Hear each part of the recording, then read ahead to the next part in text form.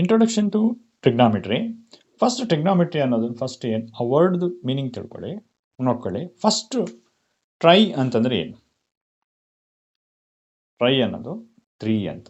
Okay, ಗೋನ್ ಅಂತಂದ್ರೆ sides, ಮೆಟ್ರಾನ್ ಅಂತಂದ್ರೆ measurement, ಅಂದ್ರೆ 3 ಸೈಡ್ಸ್ ಮೆಜರ್ ಮಾಡೋದು. ಫಸ್ಟ್ ಇದ್ರ ಡೆಫಿನೇಷನ್ ಏನು ಅದು ನೋಡ್ಕೊಳ್ಳಿ.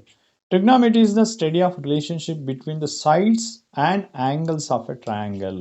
ಇದನ್ನು ನಾವು ಟ್ರಿಗ್ನಾಮೆಟ್ರಿ ಅಂತ ಕರಿತೀವಿ. ಸೊ ಈ ಟ್ರಿಗ್ನಾಮೆಟ್ರಿ ಅನ್ನೋದು ಫಸ್ಟ್ ನೀವು ಡಯಾಗ್ರಾಮ್ ಮೂಲಕ ನೀಟಾಗಿ ಅರ್ಥ ಮಾಡ್ಕೊಳ್ಳಿ. ಓಕೆ, ಸೊ ಇಲ್ಲಿ ನಾವು ಟ್ರಿಗ್ನಾಮೆಟ್ರಿ ಆಲ್ವೇಸ್ ಯಾವುದಕ್ಕೆ 90 ಡಿಗ್ರಿ ಇರಬೇಕು. ಸೊ ಅದಕ್ಕೆ ಮಾತ್ರ ಟ್ರಿಗ್ನಾಮೆಟ್ರಿನ ಅಪ್ಲೈ ಮಾಡಿ. ಓಕೆ, ಇದೊಂದು ಟ್ರಯಾಂಗಲ್. ಓಕೆ, ಇಲ್ಲಿ ಟ್ರಯಾಂಗಲ್ಲಿ 3 ಸೈಡ್ಸ್ ಇದೆ, 1 2 3. ಹಾಗೆ ಕರೆಸ್ಪಾಂಡಿಂಗ್ 3 ಸೈಡ್ಸ್ ಆ್ಯಂಗಲ್ಸ್ ಇದೆ, ಇಲ್ಲೊಂದು ಆ್ಯಂಗಲ್, ಇಲ್ಲೊಂದು ಆ್ಯಂಗಲ್, ಇಲ್ಲೊಂದು. ಈ ಸೈಡ್ಸು ಮತ್ತು ಆ್ಯಂಗಲ್ಸ್ ಇವೆರಡು ರಿಲೇಷನ್ಶಿಪ್ನ ಸ್ಟಡಿ ಮಾಡೋದನ್ನೇ ನಾವು ಟ್ರಿಗ್ನಾಮೆಟ್ರಿ ಅಂತ ಕರಿತೀವಿ.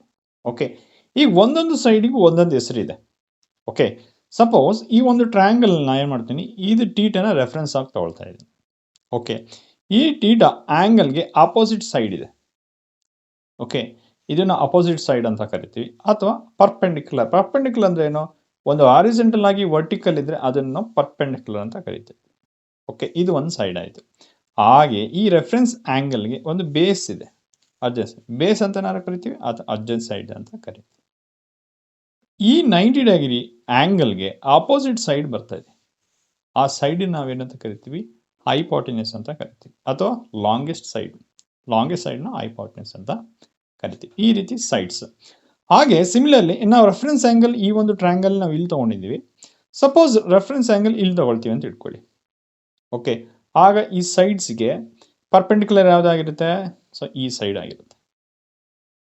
ಓಕೆ, ಇದಕ್ಕೆ ಬೇಸ್ ಯಾವುದು? ಈ ಸೈಡ್. ಓಕೆ, 90 ಡಿಗ್ರಿ ಆಪೋಸಿಟ್ ಯಾವುದು? ಹೈಪಾಟ್ನೆಸ್. ಈ ರೀತಿ ಏನೋ ರೆಫರೆನ್ಸ್ ಆ್ಯಂಗಲ್ ಚೇಂಜ್ ಆಯಿತು ಅಂದರೆ